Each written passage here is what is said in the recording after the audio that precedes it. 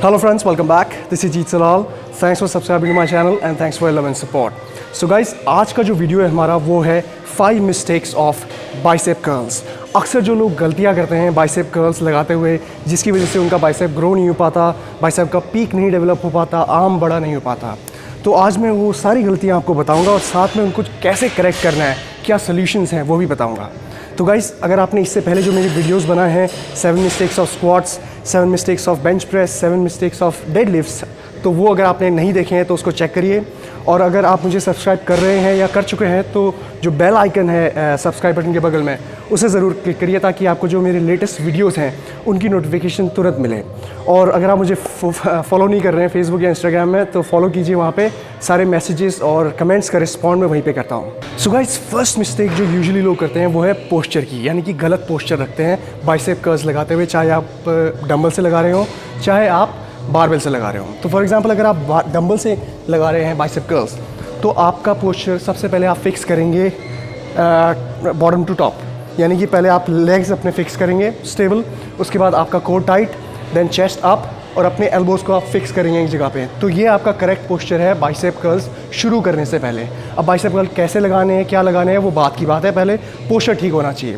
Posture गलत होने की वजह से कुछ लोग इस तरह से लगाते हैं बाइसेप कर्ल्स, कुछ लोग इस तरह से लगाते हैं बाइसेप कर्ल्स, तो ये दोनों पोस्चर गलत हैं। और इससे होता क्या है कि आपकी इंजरी होने के चांसेस बढ़ जाते हैं। जब वेट लाइट होता है बारबेल में, डंबल में, तो तब तो कोई प्रॉब्लम नहीं होती, लेकिन जब वेट बढ़ने लगता है, आप अपने 6 to 8 रेपिटेशन, 4 to 5 रेपिटेशन जब आप लगाने लगते हैं तो गलत पोस्चर होने की वजह से, लूज़ बॉडी होने की वजह से, कोर टाइट नहीं होने की वजह से इंजरी के चांसेस बहुत ज़्यादा बढ़ जाते हैं। तो ये गलती मत करिए आप।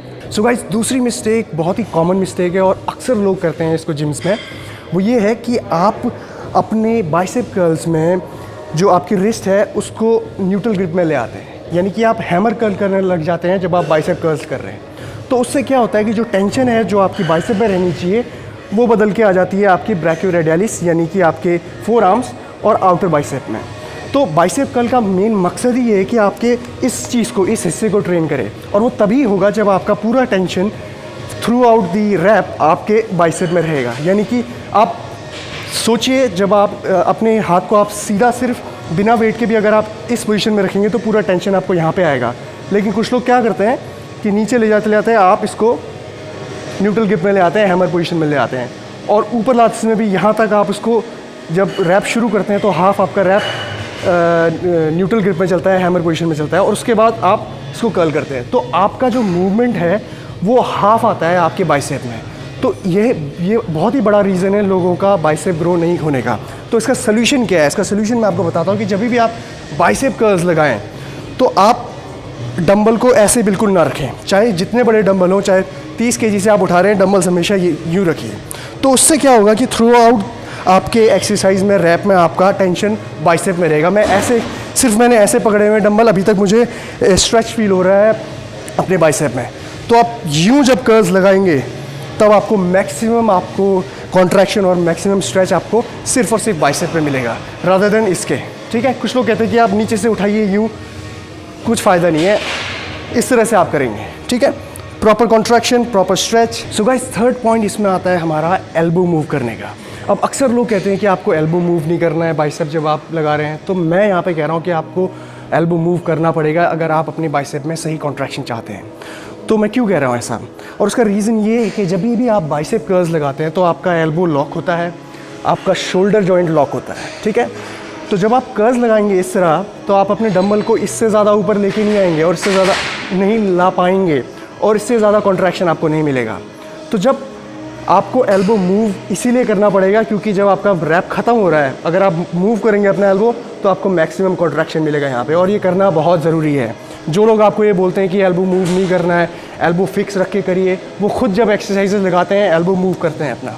ठीक है, बाइसेप चाहे वो आप बार से लगा रहे हो चाहे आप डंबल से लगा रहे हो, आपका एल्बो मूव होना बहुत ज़रूरी है, लेकिन रैप के एंड में।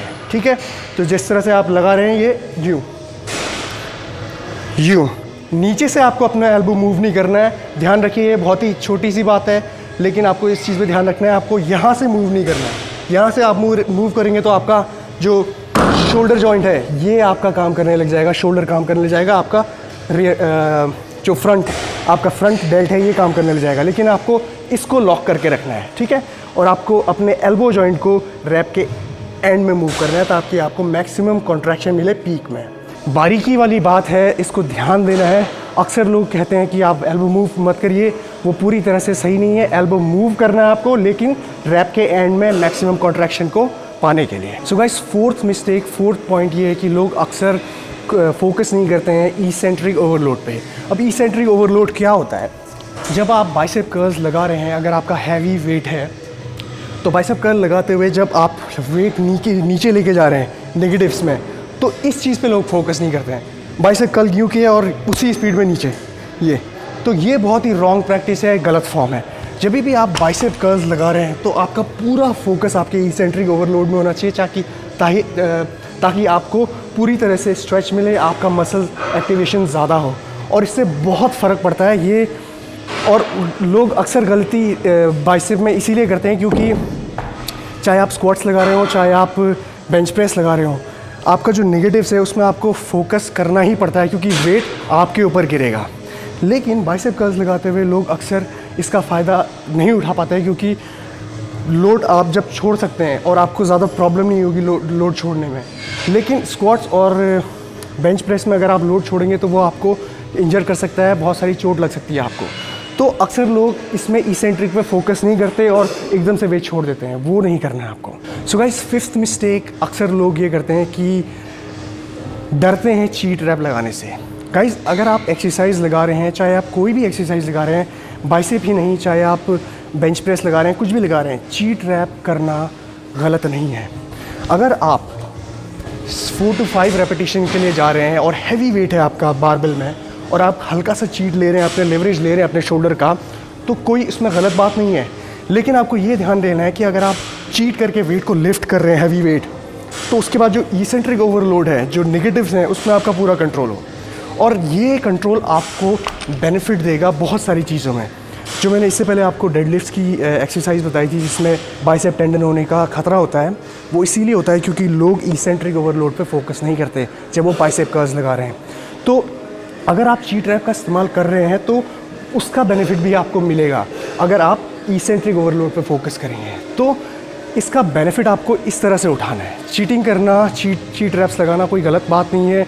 हल्का बॉडी का मूवमेंट और हल्का शोल्डर का मूवमेंट इस्तेमाल करना गलत नहीं है, क्योंकि कोई भी ऐसी एक्सरसाइज नहीं है जो आइसोलेशन मूवमेंट जिसे हम कह सकते हैं। हर मूवमेंट आपका कंपाउंड मूवमेंट ही होता है। अगर आप चाहे बाइसेप कर्ल्स भी लगा रहे हैं तो उसमें भी आपका शोल्डर, आपका फोर आर्म्स, आपके रिस्ट, हर चीज़ यूज़ हो रही है। तो एक से ज़्यादा पार्ट, एक से ज़्यादा मसल यूज़ हो रहा है, तो वो कंपाउंड मूवमेंट ही है, राइट। तो बेनिफिट इसमें आपको इस तरह से लेना है कि आपको अपना फ़ायदा निकालना है एक्सरसाइज करते हुए। सो गाइस, अगर आप लोगों को ये वीडियो पसंद आई है तो make sure you like the video, share the video, और अगर आप लोग मुझे फेसबुक और इंस्टाग्राम में फॉलो नहीं कर रहे हैं तो follow that and take care. Jeet Salal, sign of.